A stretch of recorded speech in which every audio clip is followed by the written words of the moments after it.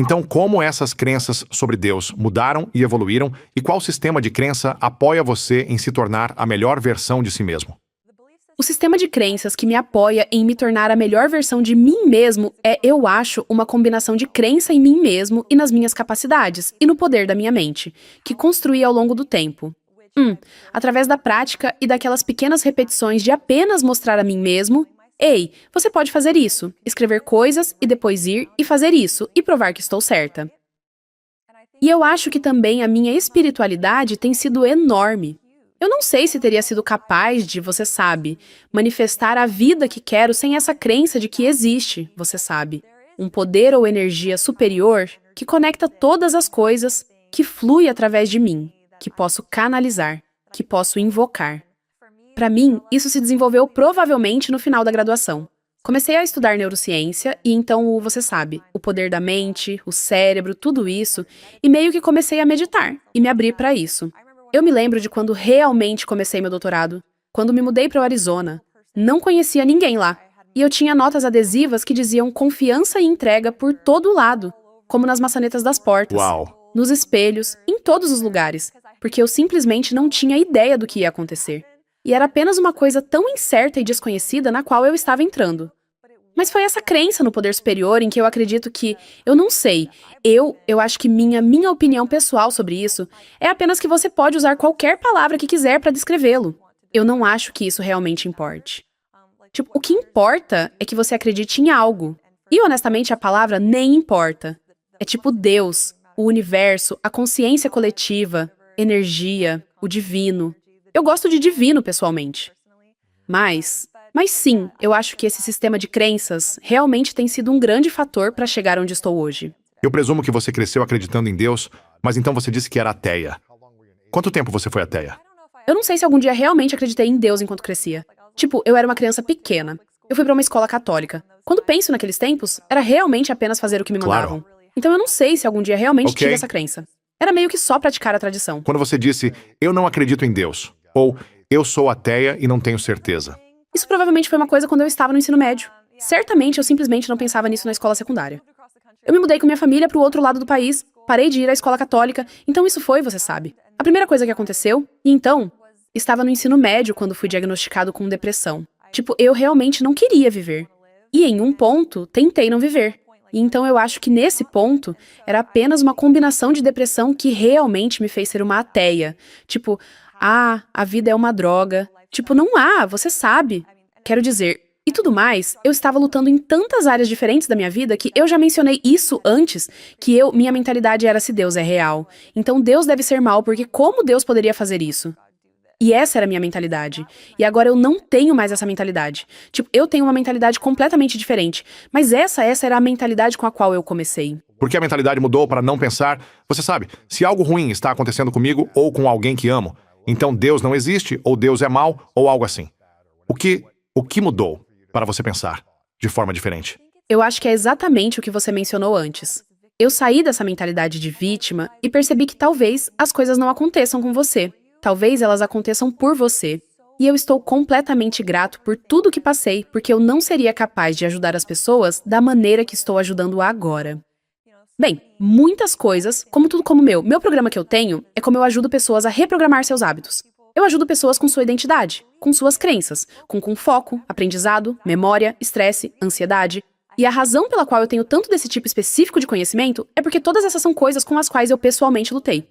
E usei meus diplomas de neurociência e minha compreensão de como o cérebro funciona e minha espiritualidade para mudar minha própria vida em todas essas áreas diferentes. E agora posso pegar tudo isso e dar para outras pessoas. E eu não conseguiria fazer isso se não tivesse passado por todas essas coisas. E então, eu acho que foi realmente essa mudança de mentalidade de vítima e percebendo, quero dizer, também se desenvolvendo em você sabe. Eu diria que uma vez que tomei consciência da espiritualidade, nem acho que sabia que era uma coisa até mais tarde na vida e percebendo, ei, talvez minha alma tenha se inscrito para isso, e talvez eu tenha me inscrito para isso antes de vir, e talvez este fosse o currículo, e acredito absolutamente que foi o currículo para mim. E se fosse Deus dizendo, isto é tudo que você precisa superar para se tornar a melhor versão de si mesmo e impactar outras pessoas? Com certeza. E acredito que não poderia ter essa mentalidade naquela época. Caso contrário, não teria conseguido superar essa mentalidade pra chegar onde estou agora, ajudando outras pessoas a passar por isso. Então eu tinha que ter aquela mentalidade de, sabe, Deus é mau e a vida é uma droga e você simplesmente não pode controlar o que acontece com você. Tipo, a vida, você é apenas uma folha ao vento. O que acontece, acontece, sabe? Bom, eu tive que ter essa mentalidade em um ponto pra chegar a este ponto. Interessante. Não é fascinante? Quando você Sim. percebeu que talvez aquele fosse o currículo para se tornar quem você é agora? No final da faculdade, quando eu estava talvez no meu último ano, eu tinha esse sonho de, você sabe, ir. Eu fiz uma aula sobre a neurobiologia do vício em drogas e lemos um artigo sobre por que os tratamentos atuais não funcionam. E imediatamente, uma lâmpada acende na minha cabeça porque os tratamentos atuais, pelo menos até este ponto, não funcionaram porque eles eram Para acabar com o vício em drogas ou para o tratamento? prevenindo a recaída, a dependência Tá de bom, drogas. tá bom. O motivo pelo qual eles não funcionaram foi porque estavam apenas colocando curativos nos sintomas, em vez de realmente abordar o E problema real. curando a raiz, Certo? E isso imediatamente ressoou comigo, porque todas as doenças que tive e tudo com o que estava lidando eram coisas cuja causa desconhecemos. Só podemos tratar seus sintomas.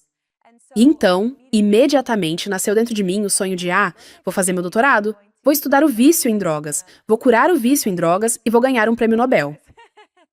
E eu não sei, quero dizer, sempre fui um pouco louco, então esse era o sonho. E então depois disso percebi que, ok, eu preciso embarcar nessa jornada e trabalhar em mim mesmo para poder chegar naquela posição, porque, obviamente, esse é um grande sonho, e se eu vou realizar isso, vou precisar ser a melhor versão de mim mesmo. E então comecei, sabe? Eu diria que comecei a meditar e fazer essas coisas mais com a mentalidade de treinando meu cérebro para foco e desenvolvendo essa prática de atenção plena. Então, tipo, me tornar consciente e apenas ser a melhor versão de mim mesmo. E então, meio que nessa jornada, abriu outra porta que talvez eu não percebesse que estava lá, e eu também conheci pessoas. Conheci 2 pessoas que se tornaram amigas muito próximas quando eu estava na graduação. E elas foram fundamentais na minha jornada de introdução à espiritualidade. Lembro-me de uma delas me dizendo para ler A Alma Livre. E eu li aquele livro, e ele ressoou bastante com o que eu estava aprendendo nas minhas aulas de neurociência. Tipo, ei, sim, é como quando você vai ao cinema e se conecta e está assistindo. É assim que o seu cérebro constrói a realidade. É assim que seu sistema visual realmente funciona. tipo, tem um filme na sua cabeça e você, tipo, Bem, você nem vê o mundo com seus olhos, certo? Seus olhos apenas captam sinais de luz, e então esses sinais de luz viajam pelo seu cérebro onde seus pensamentos, emoções, crenças, memórias e programação são todos incorporados antes mesmo de a imagem que você vê ser construída. E então, podemos ver a mesma imagem, mas ter uma perspectiva diferente do que estamos vendo. completamente diferente. Sim, e lembro-me de ter aprendido numa das minhas aulas de neurociência sobre como descobriram diferenças na atividade cerebral ao longo deste caminho em pessoas que têm dismorfia corporal, por exemplo. Portanto, o cérebro deles está literalmente a construir a imagem de maneira diferente. Então não é apenas algo na cabeça deles, e eles só precisam de, sabe? É como se o cérebro deles estivesse realmente a construir a imagem que vem de forma diferente. E então, quando tudo se conectou, e eu fiquei tipo ok, sim, este é um mundo diferente. E então essas pessoas que eu estava conhecendo, e que eram muito espirituais, e eu lembro que eles estavam realmente manifestando se mudar para o Havaí. E eles tinham imagens do Havaí espalhadas pelo apartamento. E foi mais ou menos quando fui apresentado a isso. E no começo, eu definitivamente não pensei nada sobre isso. Eu lembro que meu amigo escrevia afirmações, e eu apenas achava que era. Ok, eu não pensava nada sobre isso. Eu só ficava tipo, afirmações, que interessante. Tipo, eu não achava que elas funcionavam. Eu não os entendi. Mas depois, uma vez que entendi um pouco da neurociência por trás dessas coisas, pensei, talvez isso. E então eu realmente me lembro, sabe, quando comecei a estudar essas diferentes coisas espirituais, como as frequências solfédio surgiram. E isso é uma coisa muito popular nos espaços espirituais, que são apenas diferentes frequências de música, como 528 Hz, 432. Sim. E eu comecei a ouvir 432 para dormir, porque estudos mostraram que isso realmente pode ajudar com o sono. E lembro-me de estar deitado na cama uma noite e pensei, talvez essas frequências realmente mudem o estado do seu cérebro, e é por isso que funcionam. E literalmente, eu me sentei na cama, peguei meu telefone, entrei no Google para procurar artigos de pesquisa, os encontrei, e eles já existiam. Eu estava tipo, talvez você sabe, essa coisa de espiritualidade não seja tão louca. Talvez seja que haja realmente algo nisso. E então eu acho que no começo, para mim, foi muito ver como a neurociência explicou muito das coisas que meus amigos e pessoas em livros e em vídeos no YouTube estavam falando. E no seu podcast estavam falando. E eu fiquei tipo, E você sabe, a neurociência pra mim era algo que eu já estava estudando. Então meio que me ajudou a fazer a espiritualidade fazer sentido. E essa foi realmente a ponte pra mim. E é por isso que eu amo fazer o que faço, unindo neurociência e espiritualidade. Porque pra mim, no começo, essa foi a ponte.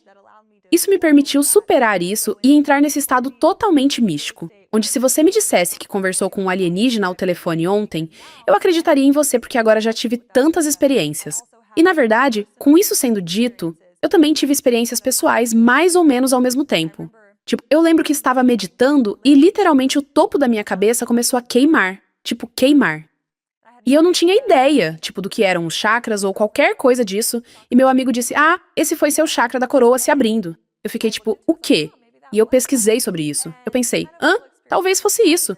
E meio que pequenas experiências assim. E então, estando em meditação, e você sabe, diferentes sinais ao ponto de ser tipo, ok, sim, eu acredito totalmente. Em todas essas coisas esotéricas agora. Interessante. É engraçado. Nir Eyal esteve aqui neste programa recentemente. Ele é um pesquisador. E ele acabou de escrever um best-seller do New York Times sobre o poder da crença. E ele não acreditava em Deus antes, ou em oração. Mas então ele começou a pesquisar sobre oração. E agora ele reza, porque a pesquisa prova que você é mais saudável e mais feliz quando reza. Então ele disse, ainda não entendo 100% o porquê funciona, mas sei que funciona. E por isso eu faço, porque ajuda a minha mente. E eu acho que parece que você estava aprendendo diferentes técnicas e estratégias que te faziam sentir melhor. E você está ligando isso à espiritualidade e a outras coisas que estavam acontecendo na sua vida. E você apenas continuou nesse caminho. E você mencionou afirmações por um momento.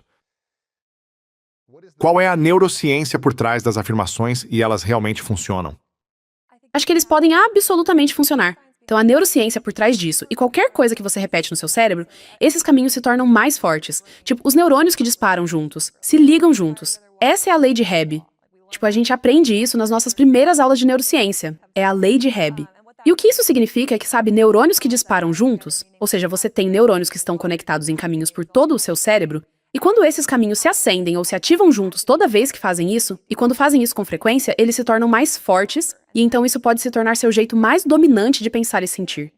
E assim, afirmações realmente funcionam para fortalecer os caminhos que representam talvez aquele pensamento ou sentimento. Ao longo do tempo, isso pode se tornar sua maneira dominante de pensar. E elas também têm mostrado ativar os centros de recompensa no cérebro e aumentar a dopamina também. Então podem nos fazer sentir bem. E a dopamina, na verdade, impulsiona a neuroplasticidade também. A dopamina impulsiona o aprendizado. Então você meio que recebe esse duplo benefício de, sabe, aumento de dopamina no momento e se sentindo bem. Mas também, sabe, impulsionando a neuroplasticidade para lembrar melhor. Mas eu acho que se torna ainda mais importante que as afirmações sejam feitas da maneira certa. Eu sou perguntado o tempo todo, tipo, eu faço afirmações e tenho essas crenças limitantes surgindo.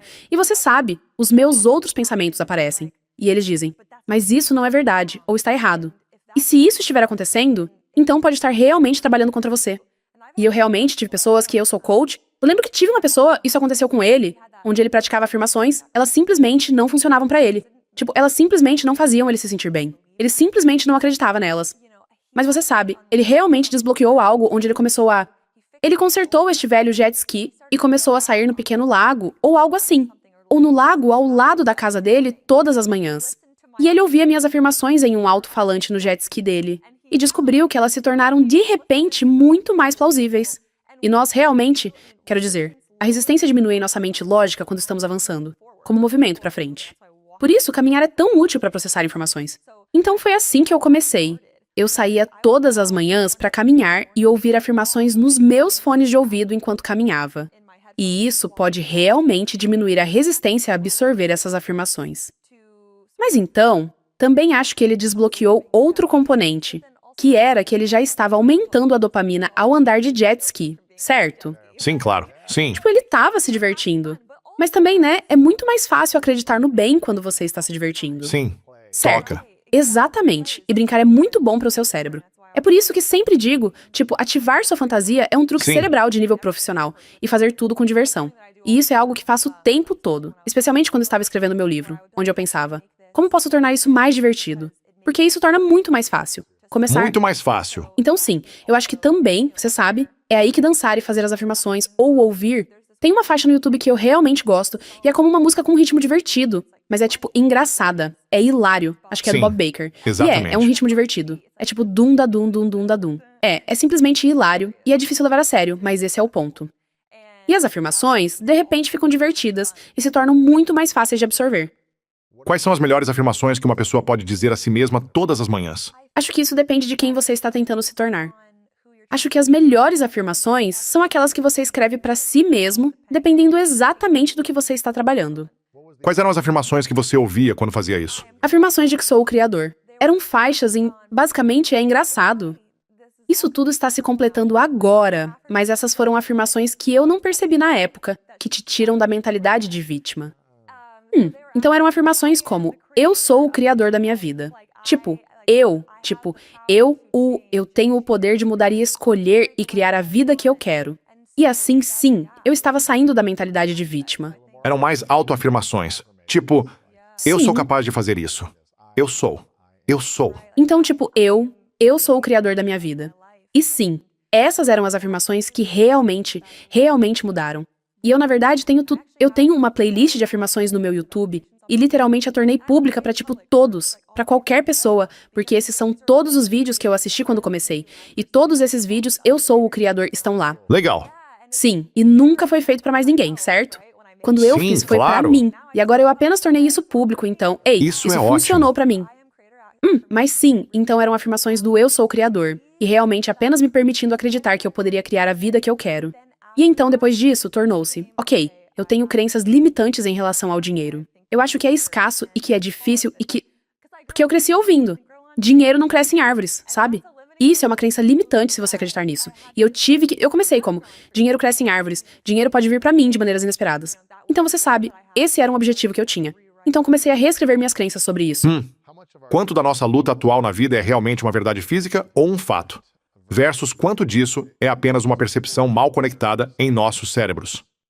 Não sei se conseguiria quantificar isso, mas estudos mostram, não me lembro o número exato de segundos, mas são segundos, que quando temos uma resposta emocional a algo, seja positiva ou negativa, essa representação química da emoção só existe em nosso cérebro por segundos, tipo menos de 1 minuto, ou talvez 90 segundos ou algo assim. E qualquer coisa depois disso é nós reforçarmos esse sentimento com nossos pensamentos. É realmente muito interessante quando você pensa sobre isso dessa forma. E, novamente, todos nós ficamos presos nas emoções por mais tempo. Então, mas eu acho que, sabe? Eu lembro que eu ouvi o ditado que a vida é 10% o que acontece com você, 90% o que você faz sobre isso.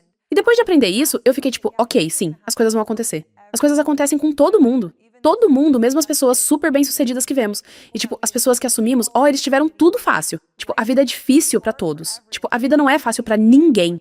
Mas eu acho que o que torna isso, digamos, mais fácil é ter essa mentalidade e essa crença em si mesmo. E também essa fé no que quer que você acredite. Crença em si mesmo e crença no divino, no Criador. Porque quando você tem essa crença, isso, eu quero dizer, isso reduz o estresse e o cortisol, certo? E você tem essa autoconfiança de que, ok, tipo, eu posso superar isso. Então, mesmo quando as coisas são ruins e as coisas acontecem, é tipo, tudo bem. E eu me lembro quando estava estudando a diferença entre, tipo, mentalidades otimistas e pessimistas. É tipo, coisas ruins. Tipo, entre aspas, coisas ruins acontecem com todo mundo. Mas um otimista não deixa que isso... Tipo, não leva uma situação ruim e aplica a toda a sua vida. E quer dizer aplicá-la a todo o seu mundo, enquanto um pessimista pode, você sabe, tropeçar em um fio e pensar, sou tão desajeitado. Tipo, isso acontece sempre comigo. Tipo, você sabe, coisinhas assim. Você pega uma situação e aplica a tudo, enquanto um otimista pode simplesmente pensar, ok, isso aconteceu, mas não significa que vai acontecer de novo. E com a sua experiência no estudo da neurociência, você pode explicar então a lei da atração neurologicamente? Sim, pra mim, a lei da atração realmente é que você não consegue o que quer. Você consegue o que seu cérebro está programado. Você recebe o que é, certo? Você recebe o que é. De uma perspectiva de sistema nervoso e de programação, quero dizer apenas, eu lembro de aprender sobre, você sabe, apenas a maneira como os neurônios funcionam, certo? E os neurônios disparam e se comunicam entre si usando impulsos elétricos. Eu lembro que tive que fazer física com cálculo, na verdade, na faculdade para entender isso, e foi tão irritante. Mas a corrente, quando a corrente passa por um fio, uma força magnética, eletromagnética, é criada perpendicularmente a esse fio. E nosso sistema nervoso é um monte de fios. E assim a corrente está fluindo por nós o tempo todo. E absolutamente há um campo magnético criado perpendicularmente a esse fluxo de energia, certo? E então é isso. E essa energia, ela é sentida. Acho que nós temos isso. Tipo, sabemos cientificamente agora que sistemas nervosos corregulam. Tipo, é por isso que se você está ao lado de alguém que de repente fica super ansioso, você sente isso. E então, se podemos sentir os sistemas nervosos de outras pessoas, você não acha que o universo pode sentir seu sistema nervoso? Obviamente, não podemos mostrar isso. Tipo, sim, o universo sentiu nosso sistema nervoso. Mas quero dizer, eu posso extrapolar isso e acreditar nisso por mim mesmo. Mas então há também o outro componente, que é apenas que seu cérebro só pode construir sua realidade com base na programação que temos. Quanto mais seguro você é, melhor consegue construir riqueza. Quem é inseguro tem mais dificuldade para construir patrimônio, porque gasta cada dólar tentando parecer rico, em vez de realmente enriquecer.